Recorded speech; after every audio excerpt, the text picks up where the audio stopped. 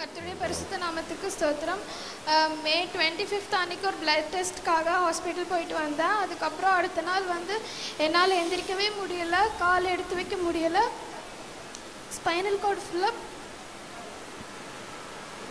பெயினாக இருந்தது. என்னால் எந்திரிச்சு நடக்க முடியலை. அதுக்கப்புறம் ப்ரே பண்ணிட்டு இருந்தோம். ஹாஸ்பிட்டலில் அட்மிட் பண்ணாங்க. அப்போவும் சரியாகலை.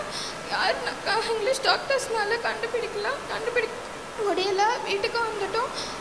இங்கேயும் ஜெப குறிப்பு கொடுத்துருந்தோம். கோயில்மேடு சர்ச்லேயும் ஜெப குறிப்பு கொடுத்துருந்தோம்.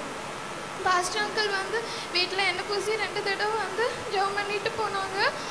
அதுக்கப்புறம் ஒரு சித்தா ட்ரீட்மெண்ட்காக போயிருந்தோம். அதுக்கப்புறம் என்னால் எதுவுமே செய்ய முடியாது, கையை மடக்க முடியாது, நீட்ட முடியாது. டாக்டர்ஸ் ரொமேட்டிக் ஆர்த்ரைட்டிஸ்ன்னு சொல்லிட்டாங்க. என்னால் எதுவுமே பண்ண முடியல. எப்போதும் பெட்லேயே தான் இருப்பேன். நடக்க முடியாது, சாப்பிட கூட உட்கார முடியாது. ரொம்ப கஷ்டப்பட்டு இருந்தேன். அதுக்கப்புறம் கொஞ்சம் கொஞ்சமாக ப்ரே பண்ணி தெய்வீக சுகமும் குணமாக்கும் வரமும் புக்கை படிக்க ஆரம்பித்தேன். அதில் அங்கிள் ஒரு ப்ரேயர் எழுதியிருந்தாங்க. அது டெய்லியும் காலையில் எழுந்திரிச்சு ப்ரேயர் முடிச்சோன்னு சொல்ல ஆரம்பித்தேன். கொஞ்சம் கொஞ்சமாக நடக்க ஆரம்பித்தேன். ஆனாலும் என்ன முழுமையாக நடக்க முடியலை.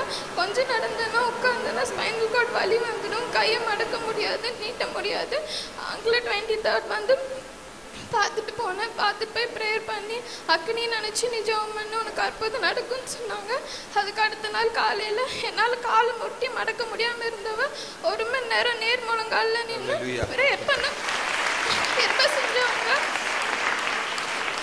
அதுக்கப்புறம் இடையில ஒரு நாள், போன மாதத்தில் ஒரு நாள் ரொம்ப ஆசையாக இருந்தது கீபோர்டு வாசிக்கணும்னு. ஆனால் ஒரு 10 நிமிஷம் கூட வாசிக்கல. கையெல்லாம் ரொம்ப வீங்கி வலியாயிருச்சு. அதுக்கப்புறம் என்னால் எதுவும் பண்ண முடியல.